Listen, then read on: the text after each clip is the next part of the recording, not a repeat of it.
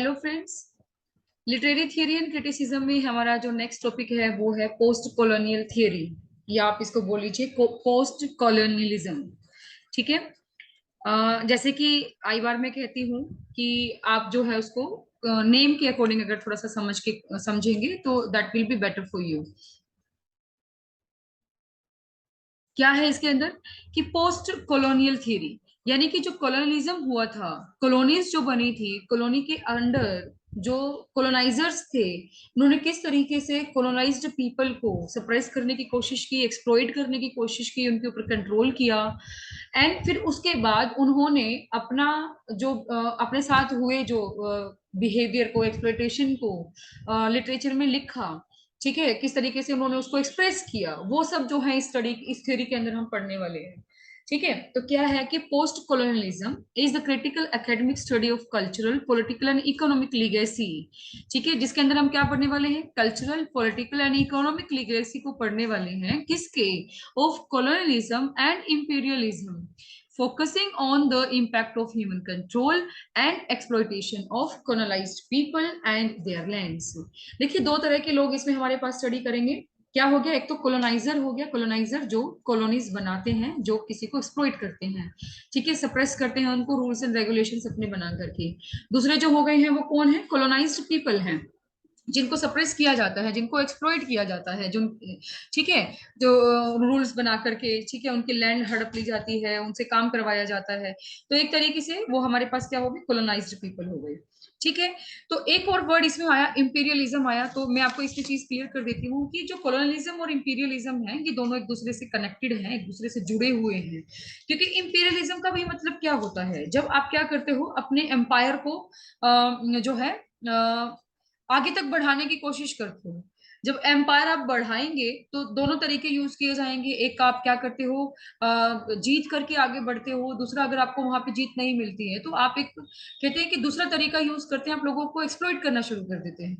ठीक है, तो उसमें हमारे पास क्या हुआ कि एक फोर्सफुल तरीका भी उन्होंने यूज किया। तो इंपीरियलिज्म जो है वो, वैसे तो हमारे पास क्या होता है, इंपीरियलिज्म में क्या होता है कि एम्पायर एम्पायर जो है वो खड़ा करना, वहां से ये वर्ड जो है निकल के हमारे पास आया है। ठीक है, तो उसमें क्या होता है, आप जो है इसके अंदर फोर्स यूज करते हैं, चाहे वो मिलिट्री फोर्स है, ठीक है, चाहे आप और कोई फोर्स यूज कर रहे हैं, तो वो फोर्स यूज करने के बाद जब आप क्या करते हैं, उसके ऊपर रूल्स करते हैं, रूल करते हैं, वो क्या हुआ? इंपीरियलिज्म हुआ। और इन्होंने भी ऐसे ही किया कि वहां इंपीरियलिज्म जैसे बनाना था उन्होंने, तो उससे पहले उन्होंने पहले कॉलोनी बनाई, कॉलोनी बना करके फिर इंपीरियलिज्म को जो है वहां पे स्प्रेड आउट करना शुरू किया। ठीक है, तो वो हमारे पास क्या पार्ट बन गया? कॉलोनिज्म का पार्ट बन गया। ठीक है। और पोस्ट कॉलोनिज्म मतलब क्या हो जाएगा कि वो सब होने के बाद जिस तरीके का प्रभाव उनके ऊपर पड़ा, जिस तरीके का इफेक्ट उनके ऊपर पड़ा, और उन्होंने अपने लिटरेचर में उनको इंक्लूड किया, कल्चर में इंक्लूड किया, कैसे उनके ऊपर इफेक्ट उनका रहा, तो वो स्टडी करना हमारे पास क्या हो जाता है? पोस्ट कॉलोनियल थियरी हो जाती है, या कहिए कि पोस्ट कॉलोनिज्म हो जाता है। ठीक है। चलिए, नेक्स्ट हमारे पास क्या है कि most specifically it is a critical theory analysis of the history, culture, literature and discourse of imperial power। imperial power किसका? सिर्फ यूरोपियन कंट्रीज का हम यहाँ पे पढ़ने वाले हैं, जिसमें हमारे पास इंग्लैंड जो है वो उस टाइम सुपर पावर के तरीके से जाना जाता था, और उन्होंने जो है अदर कंट्रीज पे जो है रूल किया, जैसे जिसमें हमारे इंडिया भी इंक्लूड होता है। ठीक है, तो वहां का एनालिसिस किया जाएगा, जिसके ऊपर रूल किया गया था, हिस्ट्री, उनका कल्चर, उनका लिटरेचर। ठीक है, उन सबको क्या है, स्टडी करना है। आपको ये चीजें बिल्कुल इजीली याद हो जाएंगी, क्योंकि हम पढ़ क्या रहे हैं अभी, हम लिटरेचर पढ़ रहे हैं। ठीक है, और इसकी हिस्ट्री पढ़ रहे हैं कि कब से कब क्या कुछ बना था और सब। इसमें हम क्या करेंगे पोस्ट कॉलोनियलिज्म में कि वो जो आए, कॉलोनाइजर जो आए थे, वो कब आए थे, कैसे उन्होंने अपना रूट जो है इसके अंदर कॉलोनी बना करके स्प्रेड आउट किया था। ठीक है, तो हिस्ट्री पढ़ रहे हैं, उनका कल्चर पढ़ रहे हैं, उस कल्चर का दूसरे कल्चर पर, यानी कि जो वेस्टर्न कल्चर है, जैसे हमारे कल्चर के ऊपर काफी इम्पैक्ट पड़ा था उस चीज का। हम आज भी जीन्स डालते हैं, हमने साड़ियां छोड़ दी हैं। ठीक है, हम हेयर कट ऐसा लेते हैं। ठीक है, ड्रेसिंग सेंस देख लीजिए, हमारी काफी चेंज हो गई है। लैंग्वेज हम जो है प्रेफर करते हैं कि हम इंग्लिश बोलें, so that we will highlight our selves better than Hindi. ठीक है, तो वो सब चीजें हमारे कल्चर के ऊपर इफेक्ट पड़ रहा है कि नहीं पड़ रहा है, हमारे लिटरेचर पे फर्क पड़ रहा है। ठीक है, हमारी लैंग्वेज पे हमारे जो है इफेक्ट आ रहा है। तो ये सब चीजें हम जो है इंपीरियलिज्म के अंदर पढ़ने वाले हैं। ये समझ में नहीं आ रही तो मैं कैसे छोड़ दो, next. Then post-colonial studies deals with the effect of colonialism on cultures and societies. ठीक है, it is concerned with both how European nations conquered and controlled third world cultures and how these groups have since responded to and resisted those encroachments. अब third world culture की अगर हम बात करते हैं तो थर्ड वर्ल्ड जो है उसमें तीन कंट्रीज हमारे पास इंक्लूड होती हैं। एक हमारे पास अमेरिका आ जाएगा, अफ्रीका आ जाएगा और एक एशिया आ जाएगा। ठीक है, तो यूरोपियन कंट्रीज ने क्या किया था, इन तीन कॉन्टिनेंट्स के ऊपर जो है अपना स्प्रेड आउट करना शुरू किया था। एक हो गया हमारे पास एशिया, एक हो गया अमेरिका, एक हो गया अफ्रीका, तीनों ए हमारे पास इसके अंदर इंक्लूड है। ठीक है, ऑस्ट्रेलिया के ऊपर भी किया था, लेकिन थर्ड वर्ल्ड कंट्रीज में तीन कंट्रीज जो है हम ज्यादा लेकर के चलेंगे, कॉन्टिनेंट्स को लेकर के चलेंगे। तो तीन कॉन्टिनेंट्स हमारे पास आ गए हैं, तो इनको हम ट्राई कॉन्टिनेंट्स के नाम से भी जो है जानते हैं, क्योंकि ये ट्राई कॉन्टिनेंट्स ही थर्ड वर्ल्ड कंट्रीज के अंदर इंक्लूड किए जाते हैं। ठीक है, उनका क्या उनके ऊपर कॉन्कर किया इन्होंने, विजय प्राप्त की, कंट्रोल किया इनको। ठीक है, तो उसको उसको उसके अंदर रिप्रेजेंट किया गया। ठीक है, पोस्ट कॉलोनिज्म के अंदर किस तरीके से उनको उनके ऊपर राज किया गया, एंक्रोचमेंट किया गया, उन्होंने उसको रिसिस्ट भी किया। तो उनका रिस्पॉन्ड कैसा था, अच्छा था, बुरा था, उन्होंने उसके लिए मूवमेंट्स किए हैं। ठीक है, उनको बाहर निकालने की कोशिश की है, उनके एक्सप्लॉयटेशन के शिकार भी हुए हैं, वो सब चीजें इसके अंदर पढ़नी है हमें। तो the work of writers such as Albert Memmi, Aimé Césaire, and particularly French Fanon in 1950s provided a foundation for much of the colonial theory that proliferated in the following decades. 1950s में जो है आप कह सकते हो ये थोड़ा develop होना शुरू हो गया था। ठीक है, और काफी 20 सेंचुरी और 21st सेंचुरीज में जो है ये रहा। तो अल्बर्ट मैमी का नाम जो है बहुत इंपॉर्टेंट रहता है इसके अंदर। इनके कुछ वर्क्स हैं अल्बर्ट मैमी के, आपको याद रखने हैं। मैं यहाँ पे एक बार मेंशन कर रही हूँ, लेकिन मैंने इसमें शायद ऐड नहीं करे हैं, मैं बाद में इसको ऐड भी कर दूंगी जब मैं पीडीएफ शेयर करूंगी। शेयर करने से पहले इसको ऐड कर दूंगी। ठीक है, तो इसमें हमारे पास, मैं फिर बोल देती हूँ, एक बार ध्यान से सुन लेगा, जो नोट्स बना रहे हैं वो नोट डाउन भी कर सकते हैं अपने। ठीक है, एक हमारे पास इनका वर्क था, the colonization and the colonized. The colonization and the colonized, colonization एक टर्म हो गई, और जो कोलोनाइज्ड पीपल थे, जो सरप्राइज्ड पीपल थे, एक्सप्लॉइटेड थे, ठीक है, उनके बारे में लिखा इन्होंने। दूसरा जो वर्क था इनका क्या था, कोलोनाइजर एंड द कोलोनाइज्ड। ठीक है, यानी कि जो रूल कर रहे हैं और जिनके ऊपर रूल कर रहे हैं उनको सोच करके इन्होंने लिखा कोलोनाइजर एंड द कोलोनाइज्ड। ठीक है, और थर्ड हमारे पास है द पिलर ऑफ सोल्ट, 1953 में इनका आया था। तो ये वर्क्स हमारे पास हैं अल्बर्ट मैमी के, जो कोलोनाइजेशन के ऊपर जो है डिपेंड करती हैं, टोटली फोकस करते हुए ये लिखते हैं। ठीक है, इसलिए ये ध्यान रखना है आपने। ये चीजें हो गई। नेक्स्ट हमारे पास है, अगर हम बात करते हैं, ये आप थोड़ा सा एक बार डिटेल में इसको देख लेंगे। ठीक है, ये देखिए ये क्या लिखा हुआ है कि as an epistemology, ethics, and as a political science, the field of postcolonialism addresses the matters that constitute the postcolonial identity of a decolonized people, which derives from, यानी कि इन्होंने क्या किया है, पोस्ट कॉलोनियल आइडेंटिटी को constitute किया। ठीक है, अब देखिए इसके अंदर क्या क्या चीजें आ जाएंगी कि the colonizers generation of cultural knowledge about the colonized people, उनकी जो कल्चरल नॉलेज थी। ठीक है, कोलोनाइजर्स की जनरेशन की जो कल्चरल नॉलेज थी कोलोनाइज पीपल के लिए, उनके बारे में है, and how that western culture knowledge was applied to subjugate non European people, जो यूरोपियन पीपल नहीं है फिर भी उनके ऊपर जो है वो चीजें थोप दी गई थी। ठीक है, उसके बारे में हम पढ़ेंगे। ठीक है, and after initial invasion was affected by means of the cultural identities of colonizer and colonized. चलिए, नेक्स्ट हमारे पास इंपॉर्टेंट बुक्स हैं पोस्ट कॉलोनियल थियरी की। जैसे सबसे पहले हम ओरिएंटलिज्म की बात करते हैं, the very very very important book of Edward Said, जिसका नाम है ओरिएंटलिज्म। आप इस तरीके से भी लिखा आ सकता है, सैड ओरिएंटलिज्म या फिर एडवर्ड सैड का ओरिएंटलिज्म। ये मैंने इसलिए डाल दिया, कई बार है ना अकेला सरनेम दे दिया जाता है, ये नहीं दिया जाता, तो इसलिए आप इसको याद रखेंगे। गायत्री चक्रवर्ती स्पाइवोक, या गायत्री स्पाइवोक चक्रवर्ती कुछ है। ठीक है, तो इनका जो एक वक्त था, in other words essays in cultural politics 1988। ठीक है, स्पाइवोक also introduced the terms essentialism and strategic essentialism to describe the science social functions of post colonialism। अब यहाँ पे आप याद रखेंगे तो इनका वर्क हो गया in other words essays in cultural politics 1988 में आया। दूसरे इन्होंने दो टर्म्स भी दी थी, एसेंशियलिज्म एंड स्ट्रेटेजिक एसेंशियलिज्म, इसको भी आपने करना है। ठीक है, चलिए नेक्स्ट हमारे पास क्या है। और इसमें ज्यादा इंपॉर्टेंट क्या रहेगा, ये तो एडवर्ड साइड का तो मैंने आपको बता ही दिया। ओरिएंटलिज्म के अंदर उन्होंने क्या डिस्कस किया है ये कर सकते हो बस आप, कि built on these arguments and applied Marxist scholarship dialectics and hegemony to the study of cultural documents of European empires in his foundational book Orientalism. ठीक है, इसके अंदर उन्होंने इस चीज को स्टडी किया है। सेड के बारे में थोड़ा सा और डिटेल में कर लेंगे, क्योंकि सेड ही जो है इसके अंदर काफी इंपॉर्टेंट रहते हैं, एडवर्ड सेड। देन हमारे पास आते हैं जॉन ली।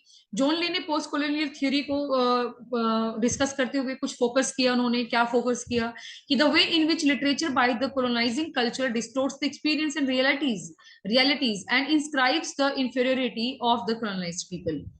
ये तो होता ही आता है कि जो जिसके ऊपर रूल करता है उसके कल्चर को डिस्टोर्ट करता है, उसकी रियलिटीज जो होती है उनको तोड़ मरोड़ देता है। ठीक है, तो ये फोकस किया उन्होंने। And on literature bye colonized peoples which attempts to articulate their identity and reclaim their past in the face of that past inevitable otherness। अब जो colonized people थे उन्होंने उनका जो लिटरेचर उन्होंने लिखा था, किस तरीके से उनको रूल किया गया, उनका पास्ट जो है उनको नहीं मिल सकता है वापस, लेकिन वो मिल जाना चाहिए था।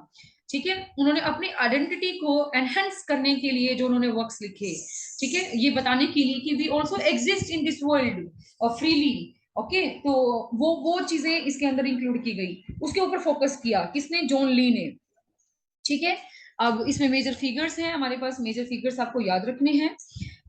वो हमारे पास एक तो फ्रेंच फैनन, ये तो ऊपर बताया मैंने आपको, Edward said, Homi J Baba and French Fanon. ठीक है, इसमें शायद मैंने अल्बर्ट मैमी का नाम नहीं डाला, क्योंकि अल्बर्ट मैमी के ऊपर मैंने हाईलाइट कर दिया था, कोई बात नहीं यहाँ पे भी डाल देंगे। ठीक है, गायत्री स्पाइवक, चिनुआ अचेबे। अब देखो ये अफ्रीका से रिलेटेड है हमारे पास, जैसे कि हमने वर्ल्ड लिटरेचर को भी पढ़ा था, तो वर्ल्ड लिटरेचर में, अमेरिकन लिटरेचर में भी आप देखेंगे किस तरीके से वहां पे कॉलोनाइज्ड पीपल सफर कर रहे थे।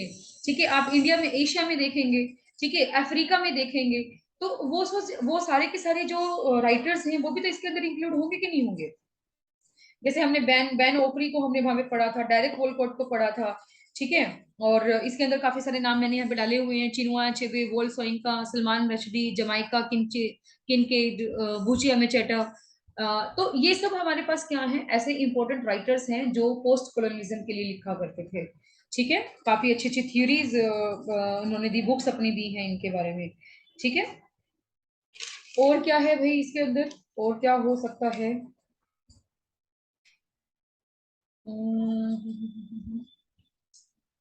हाँ,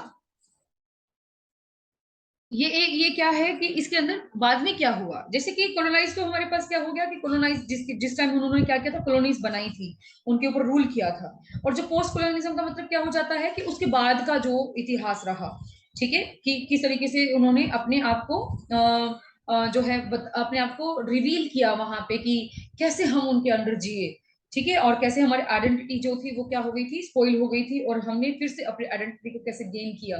ठीक है, उनके अत्याचारों को वो दिखाते हैं, वो सब चीजें, तो वो पोस्ट कॉलोनियलिज्म के अंदर आ गई। ठीक है, तो इसमें कंफ्यूज नहीं होना है कॉलोनियलिज्म और पोस्ट कॉलोनियलिज्म के अंदर। ठीक है, एंड ये दो टर्म्स हैं, दो टर्म्स आप इसके अंदर याद रखेंगे पोस्ट कॉलोनियल थ्योरी के अंदर। एक है ऑल्टरिटी। ऑल्टरिटी का मतलब क्या हो गया, ऑल्टर यानी कि अदरनेस जो हमने दिखाया है, थ्रेशोल्ड ऑफ अदरनेस। ठीक है, या फिर the state of being different, है ना, एक डिफरेंट फील करना, या फिर डिफरेंट फील कराना, दैट इज कॉल्ड ऑल्टरिटी। ठीक है, क्योंकि उसमें क्या होता है कि आपको ऐसा महसूस करा दिया जाता है कि आप औरों जैसे नहीं हैं। ठीक है, तो alterity refers to the state of being other or a different. It marks the threshold of otherness, the site where difference in skin color, geography, sex, sexual orientation and other historical and biological markers of difference are social political discourse। तो आपको skin के according, colour के according आपको different बताना, ठीक है, geography के according different बताना, तो वो क्या है, ऑल्टरिटी है। जैसे कि अफ्रीकन को महसूस कराया जाता था कि दे आर ब्लैक पीपल, ठीक है, वो हमारे जैसे नहीं है, तो वो क्या हो गया, उनके कलर के अकॉर्डिंग, उनके स्किन के अकॉर्डिंग उनको क्या कर दिया, वहां से अलग कर दिया, उनकी ज्योग्राफी के अकॉर्डिंग उनको अलग कर दिया जाता है। ठीक है, जैसे कि आप एशिया कॉन्टिनेंट में रह रहे हैं तो आप जो है अफ्रीकन जैसे नहीं है, या कह लीजिए कि आप अमेरिकन जैसे नहीं है, तो ज्योग्राफिकल एरिया के अकॉर्डिंग उनको थोड़ा सा इंफीरियर फील कराना, वो भी हमारे पास किसमें आ जाता है, अल्टरिटी के अंदर आ जाता है। ठीक है, नेक्स्ट हमारी जो टर्म है वो क्या है, हाइब्रिडिटी। हाइब्रिडिटी की जो एक टर्म थी वो किसने दी थी, होमी के बाबा ने दी थी। ठीक है, ये बात याद रखेंगे, Homi K Bhabha. It is an important concept in post colonial theory referring to the integration or mingling of cultural signs and practices from the colonizing and colonized cultures. ये तो ऑब्वियस सी बात है, आप दो फ्रेंड्स हैं, दोनों आप अलग अलग कम्युनिटी से बिलोंग करते हैं, तो जब आप इकट्ठे रहते हैं तो कुछ चीजें जो है आप ए जो है वो बी से अडॉप्ट कर लेगा, कुछ चीजें बी जो है वो ए की अडॉप्ट कर लेता है। तो जब इतने से लेवल पे ये चीजें इतनी इंटरचेंजेबल है, तो आप सोच के देखिए कि जब बड़ा लेवल आता है जिसमें पीपल बहुत सारे हो जाते हैं एक दूसरे से शेयरिंग करने के लिए, तो उसमें कल्चर जो होते हैं एक दूसरे से मिक्स होते ही होते हैं। तो वो इसने इसमें होमी के बाबा ने क्या किया है इसके अंदर, इंटीग्रेशन दिखाया है कल्चरल साइंस एंड प्रैक्टिसेस का, जो कोलोनाइजिंग एंड कोलोनाइज्ड कल्चर जो है एक दूसरे के साथ एक्सचेंज किए जाते हैं, इंटीग्रेट किए जाते हैं, मिंगल हो जाते हैं। Hybridity can be social, political, linguistic, religious etcetera. ठीक है, ये दोनों किसी भी फील्ड में हो सकती है, जरूरी नहीं कि एक ही फील्ड में। अगर हम कल्चर में ही बात कर रहे हैं तो क्या पता कल्चर में ही आएगा। नो नो नो नो, ये क्या है, जैसे कि सोशल नॉर्म्स जो होते हैं वो आपस में मिक्स हो गए, पॉलिटिकल नॉर्म्स मिक्स हो गए। अब हमारा जब हमने क्या बनाया, कॉन्स्टिट्यूशन बनाया, तो भीमराव अंबेडकर ने काफी सारी चीजें जो है अदर कंट्रीज से भी अडॉप्ट की हुई हैं, तो हम हमारा मिक्स हो गया कि नहीं हो गया, हाइब्रिड हो गया कि नहीं हो गया। ठीक है, तो लिंग्विस्टिक है, रिलीजियस है। ठीक है, अब अंग्रेज तो चले गए, चर्च तो यहाँ पर भी है, लेकिन वो जो एक क्रिश्चियनिटी थी वो हमारे लोगों के अंदर इंडल्ज भी करके गए हैं, कुछ लोग जो हैं वो क्रिश्चियनिटी को अभी भी अडॉप्ट करते हैं। तो वो चीजें आ गई हमारे कुछ कल्चर्स के अंदर, हमारी सोशल, पॉलिटिकल, लिंग्विस्टिक, रिलीजियस के अंदर जो है हाइब्रिडिटी जो है देखने को मिल जाती है। It is not necessarily a peaceful mixture, for it can be contentious and disruptive in its experience. Yes, कोई जरूरी नहीं है कि पीसफुल मिक्सचर ही हो। ठीक है, वो डिसरप्टिव भी हो सकता है, प्रॉब्लमेटिक भी हो सकता है। इनका जो वर्क था, in the location of culture 1994, उन्होंने इस वर्क में जो है उन्होंने अपनी ये एक थ्योरी दी थी। ठीक है, और क्या है, बात करते हैं ये इसके अंदर क्रिश्चियनडम के बारे में बात करते हैं, इस्लामिक वर्ल्ड के बारे में बात करते हैं, first world, second world and third world के बारे में बात करते हैं। तो आपसे डायरेक्टली अगर क्वेश्चन पूछ लिया जाए कि इस तरीके से थ्री वर्ल्ड्स के बारे में कौन बात करता है, तो होमी के बाबा करते हैं। क्रिश्चियनडम और इस्लामिक वर्ल्ड के बारे में बात कौन करते हैं, होमी के बाबा करते हैं। चलिए, ये हो जाएगा। नेक्स्ट कुछ और जो इसके अंदर वर्क्स दिए हुए हैं ये भी एक बार देख लेंगे आप। ठीक है, discourse on colonialism by Aimé Césaire, black skin white mask by Frantz Fanon. ठीक है, the rest of the earth by Frantz Fanon, ये भी है हमारे पास, फ्रेंच फैमन का है, the rest of the earth, the colonizer and the colonized by Albert Memmi, ये मैंने डाल दिया है इसके अंदर, अल्बर्ट मैमी का। इसमें एक और हमारे पास वर्क है, the colonizer and the colonised, ये भी हमारे पास किसका आ जाएगा, ये भी हमारे पास बाय अल्बर्ट मैमी आ जाएगा, बाय अल्बर्ट मैमी। ठीक है, एक इनका और मैंने आपको बताया था, एक और वर्क मैंने आपको बताया था, द पिलर ऑफ सोल्ट, ये भी मैं डाल देती हूँ इसके अंदर, द पिलर ऑफ सोल्ट। ठीक है, ये भी हमारे पास आ जाएगा बाय अल्बर्ट मैमी। ठीक है, ये आपने करना है। Then Confucianism by Quan Narukma, Orientalism by Edward Said, and Can the Spartan Speak? Spartan Speak, ये बहुत बहुत इंपॉर्टेंट है आपका, Can the Spartan Speak by Chakravorty, Gayatri Chakravorty Spivak book, यहाँ पूरा नाम लिखा है मैंने, इनका कंफ्यूजन हो जाता है कि स्पाई बुक पहले आएगा या बाद में आएगा। तो गायत्री चक्रवर्ती स्पाई बुक का एक जो वर्क है, कैन द स्पार्टन स्पीक, 1988 में। तो यहाँ पे आपको नेम के साथ इनके ईयर्स और कभी कभार हमारे पास इनके प्रीफेस भी बहुत इंपॉर्टेंट हो जाते हैं कि प्रीफेस किसने लिखे थे, या हम ये कहते हैं कि उनका सबटाइटल क्या होता है, वो हमारे पास इंपॉर्टेंट हो जाता है, तो ये आपने करनी है इसके अंदर। तो इतना ही हमारे पास रहेगा पोस्ट कॉलोनियल थ्योरी के अंदर। नेक्स्ट हम स्ट्रक्चरलिज्म, पोस्ट स्ट्रक्चरलिज्म और डिकंस्ट्रक्शन थ्योरी को हम पढ़ने वाले हैं। ठीक है, तो आज के लिए इतना ही, कुछ प्रॉब्लम है तो प्लीज आप ग्रुप में पूछ सकते हैं। Thank you very much.